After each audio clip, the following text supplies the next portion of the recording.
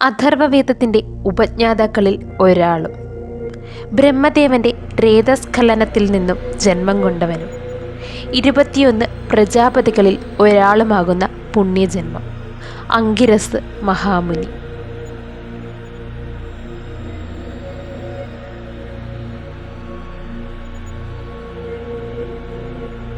അംഗിരസ് മഹാമുനി പിറവി കൊള്ളുന്നത് ഇപ്രകാരമാകുന്നു. ഒരിക്കൽ ദേവന്മാരുടെ ദേവനാകുന്ന പരമേശ്വരൻ ഒരു യാഗം അനുഷ്ഠിക്കും വേളയിൽ അവിടെ 33 കോടി ദേവഗണങ്ങളും സന്നിഹിതരായി തീർന്നു.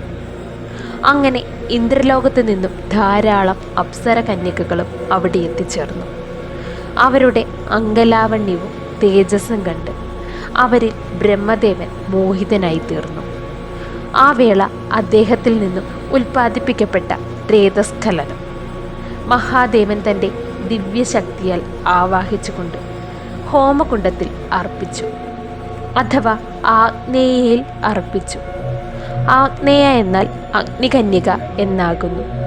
അവളുടെ ഗർഭത്തിൽ ബ്രഹ്മദേവന്റെ ശരീരത്തിൽ നിന്നും ഉടൽക്കൊണ്ട ആ ദ്രാവകം നിക്ഷേപിച്ചതിലൂടെ ഒരാൺകുഞ്ഞ് പിറവി കൊണ്ടു.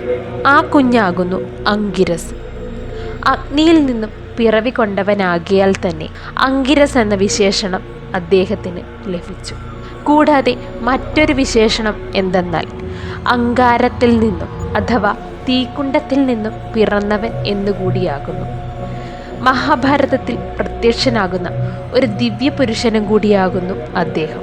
അർജുനന്റെ ജന്മവേള തുടങ്ങി ഭീഷ്മരുടെ ശരശയ്യയിലുള്ള ശയനവേള വരെ ഇടവിട്ട് വരുന്നൊരു കഥാപാത്രമായി വ്യാസമഹർഷി തൻ്റെ സംഭവകഥയിൽ അംഗിരസ മഹാമുനിയെ വിശദമാക്കുന്നു.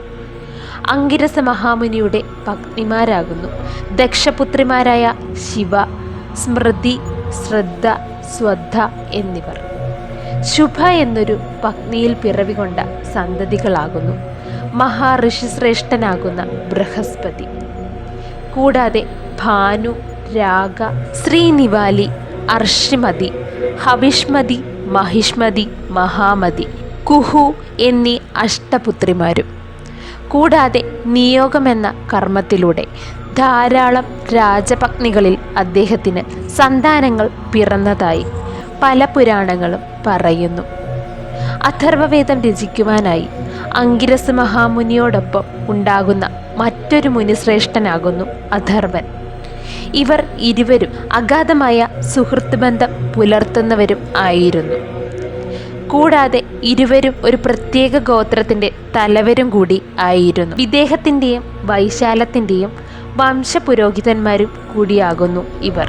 സനാതന പുരാണങ്ങളിൽ അങ്ങോളം ഇങ്ങോളം വിശേഷിപ്പിക്കപ്പെടുന്ന ബ്രഹ്മപുത്രനും കൂടിയാകുന്നു ഈ സപ്തഋഷി.